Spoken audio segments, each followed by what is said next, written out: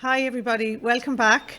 And I think we're just running about 6 minutes behind, but I'm actually going to finish at 11:30, so we will catch up and then we'll be moving on to Stephen Foy, who's in the room here with us. Is it coming through? It is, okay. So we'll start. This session, I'm going to talk you through the story and the journey over the last couple of years in building out our digital teaching and learning capabilities for the TU and give you some insights on the work that's been happening and what we've learned from each other and the resources that have been developed and looking at digital ed. We were fortunate yesterday to be with our colleagues up in Letterkenny, and we had our colleagues from Sligo with us as well, and it was a fantastic day and we were celebrating iNote. And Annette, who's here in the room with me, was up there, and it was great to talk with all the different members of the iNote group. And we had Jessica and we'd Orla on the line also chatting about all the outputs from digital ed. So we'll take you through a bit of that story now, and we'll get some ideas and we'll talk about the future as well and where we might be going. So this session, as I said, it'll explore the impact of some digital teaching and learning strategies that have been deployed across the Atlantic TU, and that's coming through from all of our community, all of our members who teach and learn and engage our students across the TU. And there's been some fantastic case studies that have emerged, and we look at that digital ed book and some of those cases that came through. All of you that are here with us today will have received a copy of the book when you came in. Others will be able to get access to that online if you're not familiar with the book. And as I said, we'll talk about some steps to consider post-COVID as we're moving out of COVID. So to begin, let's look at the start of the story, okay? And building digital ed for the emerging technological university. And where did this all begin? Well, I suppose, first of all, to recognise the team. And I've mentioned colleagues Orla and Annette and Jessica and myself here today. And also our partners, I must not forget our great partners that we've collaborated with, Gavin Clinch and Niamh Plunkett and Mairead, Noon up in Sligo, and we've Patricia Doherty and Deirdre McClay in Donegal in Letterkenny, and also Bridie Kaloran here in our own campus in Galway City, ATU, who's been fantastic working with the Work Package 3 group also. And then we have the Work Package 4 group I want to acknowledge as well. We've Marilla Keating, Rachel McCarthy, Rita Woodings, Anita Kelly and Orla Skettle, of course, who's worked with them in the development and redesign of their Level 8 and Level 7 programme. Now, we won't be talking about that in the next 30 minutes, but Marilla and Orla will be talking later in the week in detail about how they've transformed the BSc in quality for industry. Okay, so to begin, you're familiar with the platform, but let's think of the story. Where did it all begin? And I love this illustration, and we were very lucky. Last year we had Maya Thomas, and I think she's with us for a couple of days. I know she's online and she's doing some drawings of the keynotes. So you'll see a lovely illustration of your keynote, Sue, and Sheila and others during the week. But she did this for us last year, and it's quite powerful, and it tells the story of where we started. And we started back in June 2018 when we did an audit and a review across 8 sites in the CUA, as we called it, the ATU. And that was a fantastic experience in that we got to meet so many people from so many functional areas and discipline areas across the ATU, and began to, I suppose, dig deep into what was happening digitally on each of those sites. And that gave us kind of a baseline story and told us about the gaps and how, I suppose, we go about building out a digital ed knowledge platform and resources and training pathways and badges for the ATU. We were also very lucky at the time. The National Forum were launching, it was probably about November, probably in November 2019, they had the National Digital Student Experience Survey and the National Staff Digital Experience Survey. So that provided with us baseline data as to see where we were before COVID, which is extremely valuable now as we see where we've come from in the last couple of years. So we're looking back and we're looking forward as we're going to be publishing outputs from the work over the last couple of years as well. So we were so delighted to have this fantastic relationship with SUNY, and Meg is here with us this week. So delighted to have Meg with us. And we reached out to so many so many different people from different backgrounds in SUNY who share their insights of how you go about building digital capabilities in a university. And as we know, SUNY are very well advanced in that space. They've been delivering online and flexible learning education for many, many years. And there'd be 60 campuses all throughout the state. And so Alexandra Pickett, another colleague of Meg, was very, very, very kind to us in sharing various different resources and helping us think about the instructional design element and how to work with that team as well. So lots of other colleagues in SUNY we have to thank, and they've been with us all the way and benchmarking, I suppose, what we've been doing. We've been looking back and looking forward with them.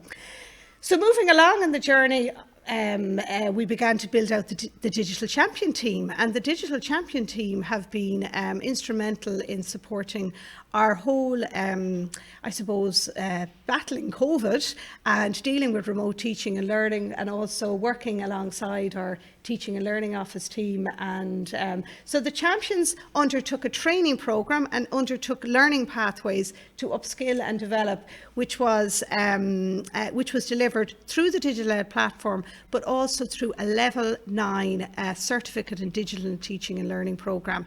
So they went through that learning pathway and they supported our colleagues along the way. And along the way, we began to build out, I suppose, a resource bank on the DigitalEd platform. And you'll see that right in the middle there, that centre wheel, and it's actually what's, I suppose, we were led as well by the work of the All Aboard project many years ago, supported by the National Forum. So we were able to categorise all our digital tools against that. So to begin, at the beginning there was about 400 tools, and I know Jessica did an awful lot of work digging out all the different types of tools that were in operation across the 3 institutes. But we actually looked at them with our champions and narrowed them down to 30 tools that would really impact digital teaching and learning. And a rubric was engaged with the team, and they looked at the rubric and they began to rate and those particular tools. And they're all up on the DigitalEd platform, and you'll see that's always evolving there as well. So that just gives you a little kind of story behind it. Obviously, where we are today, there's been 40 champions that have come through, academic champions. There's a whole professional services champion group in the making now as well. And they're engaging with the different resources, which I'll talk about now in a moment. So when you look at the platform, there is 4 key areas to tap into. And I am going to play a little video here in a moment now. Hopefully it'll come through. We'll give it a go and see in a moment. But when we look at the platform, and you know, it's fantastic to hear what Sue had talked about this morning about partnership and building a community. And really that was our number one goal at the beginning, and it's been hugely impactful in working with that idea of building out a community and working in partnership with our colleagues. We knew we couldn't do this on our own. We had to reach out and engage with so many people across the ATU. And as you'll see, this is a really nice infographic that's put together, and we've Jessica there in the corner, who's, I suppose, a key contact and a key person that we've all reached out to during COVID as well. But there's loads of little opportunities there. You'll see, you know, from building stories to signing up to do a badge. You can explore the digital tools. There is the Digital Education Forum, which helped with getting messages out, particularly during COVID. There's lots of research papers as well available on the platform. And, you know, and even there's opportunities to engage with initiatives that we run called the AMA clinics. And you'll hear about that a little bit more in a while. So let's have a look at some of the case studies, okay? And now there was 20 case studies, 30 contributors, 8 themes. Now, I'm not going to talk about the 20 case studies, but I did just select a couple of them, which they're just examples of fantastic cases of digital teaching and learning over the last couple of years. So that were published in our book, which was published just in November. So let's have a look at that. This is the link. Anybody, we might put it in the chat. There might be some people that are not aware of it. We'll put it in the chat to share it, and we'll share it on Twitter as well. So the case studies, as I said, there's 30 contributors, but the 8 themes are quite varied. And looking at students as partners and co-creators to employability, looking at supporting academics in the online teaching environment. This whole area of transformation of assessment was key, really hot topic particularly during COVID for us all. This whole area of universal design for learning, and Sligo have been coming up with some wonderful ideas that we've also implemented here in Galway-Mayo, and this whole area of building digital teaching and learning capabilities. So if we look at some of the case studies, and we see how, I suppose, they really demonstrate how we built digital teaching and learning capabilities across the ATU. One in particular is this case study. Lucia Clunan, who is a graduate of our certificate in digital teaching and learning, a champion. I think Lucia has completed both badges from the digital academic champion and professional services, but we particularly love this case study as it demonstrated all that work across the community where colleagues engage with the ABC Learning Design framework, something that we had introduced here in the university before COVID, but it really took off in an online setting during the pandemic, and we actually implemented this strategy as part of the digital teaching and learning assessment suite as well. So Lucia talks about how it has transformed her module in brand management, in marketing and sales. And if you're not familiar with the ABC Learning Design Framework, it comes from the work of Diane Laurillard, but also the work of it's an Erasmus Plus project in which there was many partners in Europe, and DCU were also a partner of that. So we were very fortunate to tap into those resources. And it looks at the areas of acquisition, investigation, practice, discussion, collaboration, and production. So that's just one case we recommend. Go in and have a look. And certainly we've had, I think it's over 250, certainly in Galway-Mayo campuses have engaged with this, and across the wider ATU during the pandemic there has been about a further 150 colleagues that have engaged with this method, and it's growing all the time, and people usually tap in to do these workshops if they want to redesign a module or they're looking at developing a new programme. Okay, other examples. And I suppose a big shout out for the work that's been done in Sligo. They developed, and this work had started before the pandemic, was building an online English language support programme for our international students. And it's been so accessible and it's been really successful, and all of our international students have accessed this.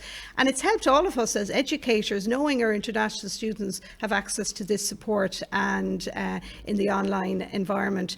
So Niamh Plunkett and her team up in Sligo have worked on that, and it's a great case study to have a look at. Another example of a case study, Attain Kiley, who's done great work. This actually came through from a National Forum funded initiative, but also we very much support Attain through DigitalEd as well in the development of this Power App for interactivity in maths. And I know Attain has been working with the maths colleagues across the university in further enhancement of that as well. So other cases, I suppose, that stand out, a module that has been really impactful to our students, and it replaced placement for many. I think it was over 600 students last year undertook our employability careers module with Bridie Kaloran and Orla Scahill, who was one of our learning technologists, who was the lead designer on this module. It's just had a huge impact, and we can see it growing strength to strength. It will be, I suppose, more widely available across the ATU. And it can be delivered through, I suppose, a self-directed route, but also there's an opportunity, our students can sign up for it here. There's a dedicated lecturer in the Institute, Sally Reedy, who takes students on, and many are doing it as an extra module, and they're being guided and facilitated with Sally Reedy. So you can find more about that module and how it's growing, and it's in the case study as well. Other examples, Isabel, who was a digital champion, she did great work. She was on Annette's course on the digital teaching and learning programme, and just I think we all got familiar with Padlet during the COVID, and we were lucky to get a licence in place for Galway-Mayo, and hopefully that licence will be extended across the ATU. But Padlet has been a great friend to everyone, not just the educators or lecturers in the Institute, but our students have had great fun engaging with Padlet and using it as a learning and collaboration resource. So Isabel talks about that and the work she did with that. Also, another example, Socrative Pro, colleagues up in Donegal, in Letterkenny, Lucia and Patrick, lovely case study on how they've used that for learning and assessment. And then our own Annette Cosgrove, who has worked side by side with all of us here in teaching and learning during the DigitalEd project and during the pandemic, looking at alternative assessment strategies and rolling out various different workshops. But Annette's case study looks at how she implemented it in her own courses in computing, but also in the Level 9 programmes that we run. So another great case study, and there's a blog on that online as well on DigitalEd. Another colleague, John Healy, who's in computing, lovely case study on Microsoft Lens. I think we all got an opportunity to engage with Microsoft Lens over the last couple of years. And it was a great alternative to, I suppose, bringing the traditional exam into the online setting. And it replaced, I suppose, that final year exam, but giving the tools to the students at home to engage and do that in a safe place in an open book environment. So using Microsoft Lens, so another great tool. And then also John Healy, I must mention, another digital champion, and also Irene Hayden there, the next case study. Irene Hayden, also an amazing digital champion in the School of Engineering, and she has worked at kind of visual pedagogies and looking at this whole applied visual immersive building regulation type assessment, and just a fascinating case study. And Irene has some fantastic websites she's developed, and she's been supported by the National Forum as well and our Teaching and Learning Fund for the work that she's done. And so a great role model for digital education. So exploring the DigitalEd platform. Now I have a little video that hopefully it'll play, will it? We'll give it a go. And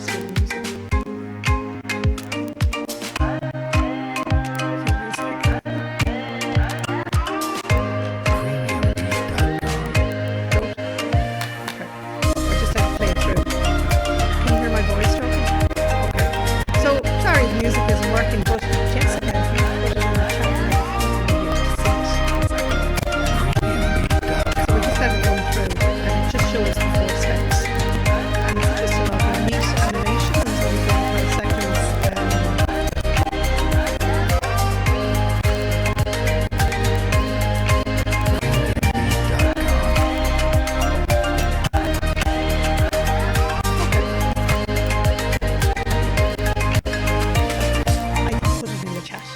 The link. Yeah, perfect. Thank you. Okay. Right, we'll move along. So Jessica will pop that in the chat, the little animation link. So, okay, so let's just take a quick look at the steps.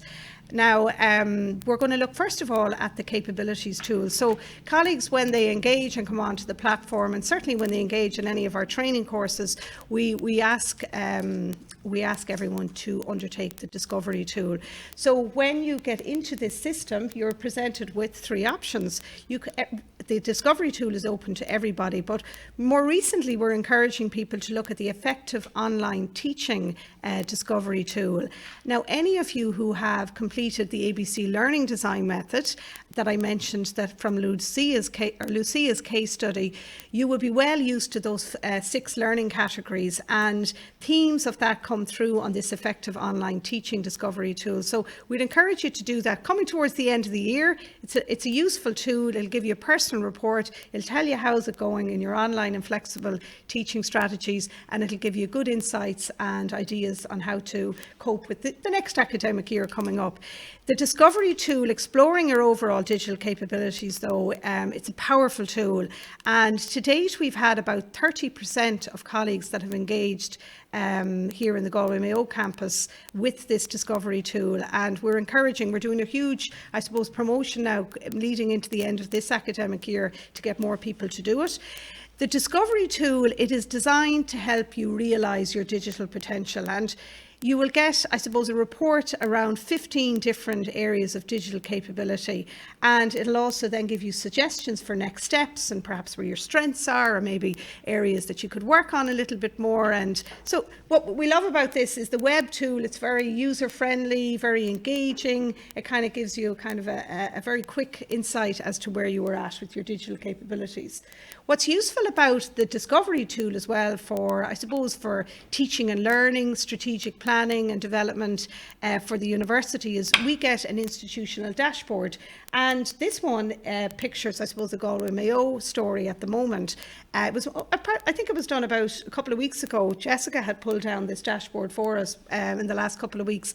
Now, similarly, in the Sligo campus and in the Letterkenny Donegal campus, they can see this. We're looking at, and we're chatting to JISC about how we might get, the whole ATU dashboard in place, and then looking at by campus. So we're hoping it'll be, I suppose, even more intuitive next year. But this is telling us quite a lot, and it's great to see how proficient we're becoming in these different areas. So if you look at digital communication, very proficient. You'll see the pink area. The areas where we're developing still, perhaps, is in digital creation, 45% coming through, but it's a pretty strong story. It's telling us that we're moving along in the right direction. And when we look at it from I suppose, when we compare ourselves to the UK, the wider UK university sector, higher education sector, we're above average in some cases, maybe a little bit below in other areas, but pretty much we're doing very well. Like, it's interesting to see the digital well-being. We seem to perhaps be below average there. A lot of, I suppose, more work to do on the digital communication side, a little bit lower. But certainly we're very high on in most other categories. So we're looking forward to digging deeper into this data and getting more information through this tool in the next couple of years as well. Now that we're one university, it'll be fantastic to see how we differ maybe across campuses or across disciplines as well. So looking at the Discovery tool, there's been a ease of use. It's good to know. So if you're considering using it for the first time, it has a very high satisfaction rate, and so we'd encourage you to have a look at that. And we might pop that in the chat as well, Jessica, just in case people are not familiar with the tool, and you can access that. Okay, so moving along to step 2, it's all about developing the community. And the community development phase has come through in many different formats. And every month there is a webinars and events and workshop calendar that is released across the ATU, and there's so many opportunities to join and get involved and learn from each other. And there's different showcase events, and even this particular conference, and as Sue mentioned earlier, this is an opportunity for the community to come together and learn from each other. We know also our Christmas showcase is something that is a popular date on the calendar in the year that gives that opportunity for people to share, connect and work with each other. The learning pathways and signing up to do the level 9 courses, colleagues always come back and say it's actually the networking opportunities and coming together that's helped build out that digital ed community for our university. And we've been lucky, Annette has been steering quite a number of colleagues from Letterkenny and Sligo and Galway and Mayo over the last couple of years, and it's been an amazing opportunity for them to connect across the disciplines as well while they've been developing their DTL skills. And then the blog is another area, the blog area, and writing articles, and the book.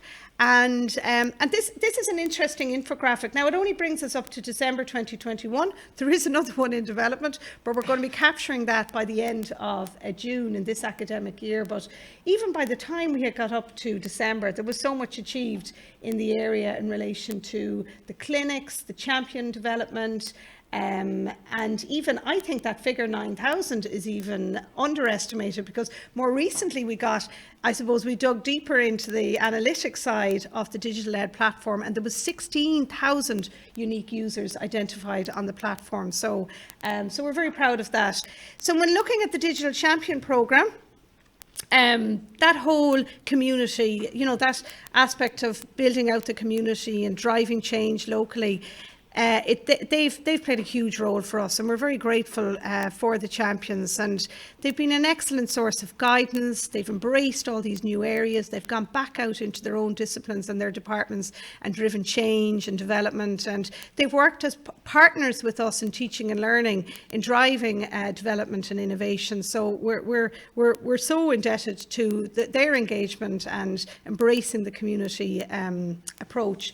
Some great examples of the work that has come through the module in digital teaching and learning, and some just to show some examples, we have like Wayne Gibbons, who's been very innovative in the area of badges, and you'll see some examples of what he's done in engineering. Podcasting has been very popular in culinary arts. Ulrich and Trevor, certainly Trevor Clohessy in School of Business, and we've had Lucia, who's done Menti and Flipboard and other areas of work. H5P has taken off incredibly, and thanks to the work of Orla Skehill and all the workshops that she has ran on H5P, and we've a huge community growing, not just in Galway-Mayo, but across the ATU, and it's great to see the Higher Ed 4.0 project are embracing those resources as well and developing H5P on their courses. On those reusable learning resources that are being developed. So other examples here, lovely examples were Fiona Malone. These are more recent graduates with the NET, where they looked at H5P and teaching maths and Excel, and some really, really innovative work there, and using advanced MCQ features. And Doru Bobley, I know Doru is doing the certificate in teaching and learning, and he's doing the digital teaching. He's had a busy year, but amazing work as well, looking at H5P and interactive learning opportunities. And then more as well from our colleagues up in Donegal and in Sligo, Killian, who's done great work with Kahoot and practice quizzes, and I know we've had those opportunities of them coming in and sharing with us and learning from each other has been so powerful. Shane Wilson in Sligo, looking at sample quiz, embedding instructional video, and also Michael Carey has done amazing work on OneNote, and there's been lots of fantastic workshops set up here by our own learning technologists, Sean Daffy and Kevin and Orla, in engagement with all of these amazing resources. So okay, so let's have a look at the other areas. So moving along to step 3 with the digital badge programme. So not everybody likes to do the level 9 10 credit course, and that's fair enough, and that's fine. So we've given opportunities for people to just go in and dip in and do what they feel is comfortable, and they can dip in and decide, well, I'll take a little bit of this course, and then maybe I'll work towards a badge. And pretty much anyone who starts this process of the badge, it pretty much takes about 20-25 hours to engage in getting a badge, whether it's the academic pathway badge or the professional services. And thank you as well to Jessica and Orla, who've done amazing work with the badge development for the university. And if we look at, in particular, like I've mentioned, actually one slide didn't come up there, but okay, with the Academic Digital Champion badge, you go in directly into the platform and you're presented with lots of different little courses that you can tap into. And you'll be familiar with one that we've done. We collaborated and worked with SUNY on one particular digital teaching and learning course, and that's been the most popular. So many, they do the Microsoft Education badges, you do a bit of the SUNY ATU course, and then you also do the Open Teach course, which was developed by DCU, and then you gain your Academic Digital Champion badge. Now, the Professional Services Learning Pathway, which I think it took off in January or February this year. We ran many pilots last year, and we were delighted to see our own President, Dr. Orla Flynn, was one of the first recipients of the Professional Services Digital Champion badge, and there'll be a huge drive over the next 6 months in engagement, and it's structured really nice. You go through from an explorer, adventure to a navigator, and there on the website you'll see this little informational videos that will explain that process. I suppose what we love about the badges is there's an opportunity for peer learning and to share back. The badge, in order to pull down and gain the badge, you would have to demonstrate that you have collaborated or shared your learnings with, with a peer or a member of your department. Okay, so again, the resources, finishing up with the last area on the platform, the resources are plentiful, and it's a case of looking at to see, well, what am I interested in? Is it under assessment? Is it teaching and learning? Is it student engagement? And we've curated some of the best research and publications that have come through in the last 18 months from around the world. Particularly during COVID, there was a huge rush of sharing, and we've brought together some really fabulous resources that come under these different categories.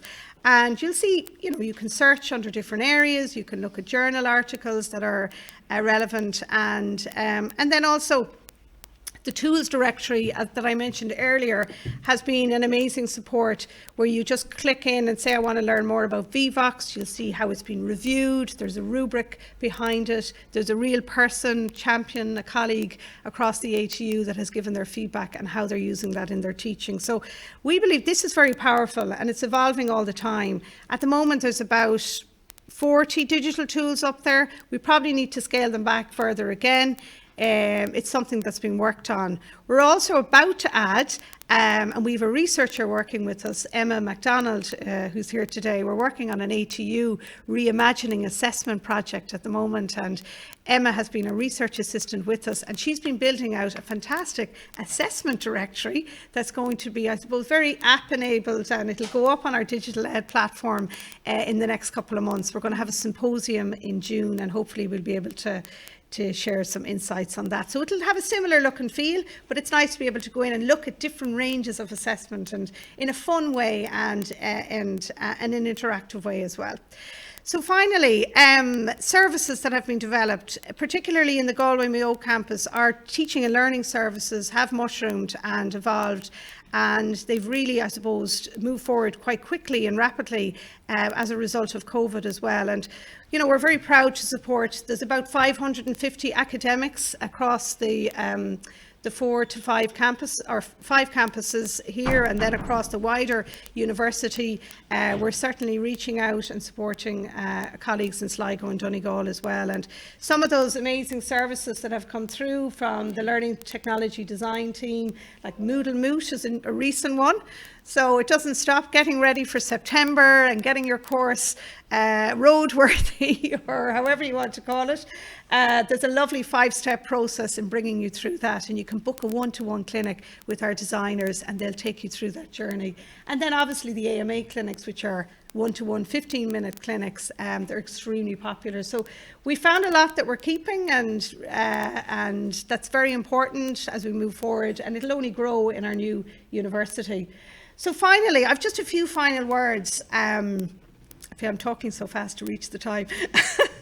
So a few final words on, and I suppose we do have to take a moment, and we have to reflect, and we have to think about all that has happened and where are we going next, and we're coming back into the classroom, and some are dabbling in hybrid, and others are saying, well, I'm just going to go back to what I used to do, and others are saying, well, I'm bringing in all my new ideas and my digital skills, and so there's a mix, there is mixed messages going around, and we have to manage that, and we have to consider what's coming next.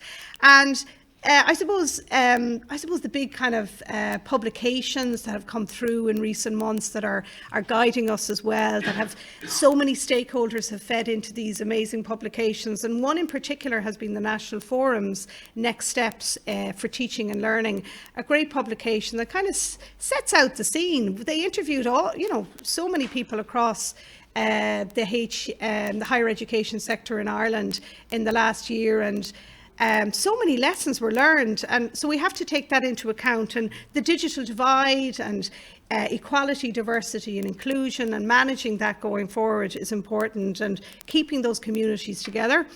Other areas that we're looking at very closely is work going on with the EUA in Europe, and there's a whole drive around embedding DELT, this term DELT that they're using, digitally enhanced learning and teaching, into curriculum and assessment. It's not going to go away.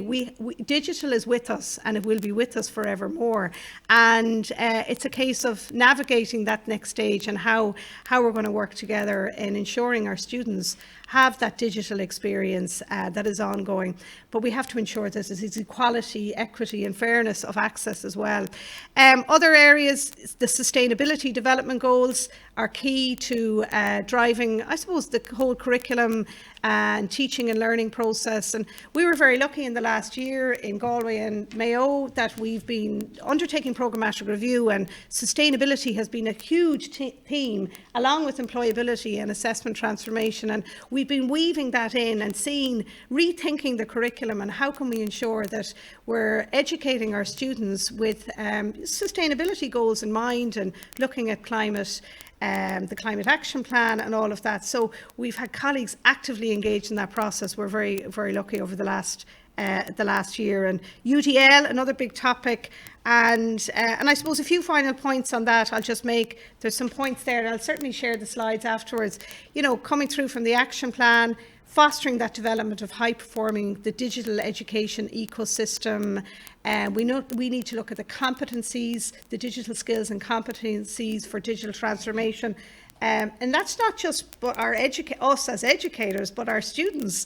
So they will have a huge impact as they move on into employment post-education. And so the next steps report, very interesting. As I said, and just to highlight a couple of points that came through from the forum, I've highlighted here. And I suppose the point that the forum have made in their report is around the pandemic has made visible some of the cracks in our higher education sector, but it's also created a new urgency in responding to them.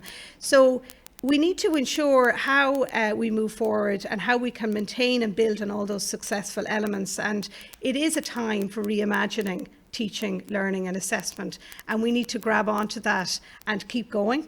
And some ideas around that is there's a very strong theme around EDI, and again Sue's theme around the community and belonging and equity, access, and we need to see things through this EDI critical lens, and looking as well at strategic alignment and direction, adopting this whole principle-based approach to strengthening how teaching and learning is valued at system, institution, department and individual level. So really, really strong statements that have come through.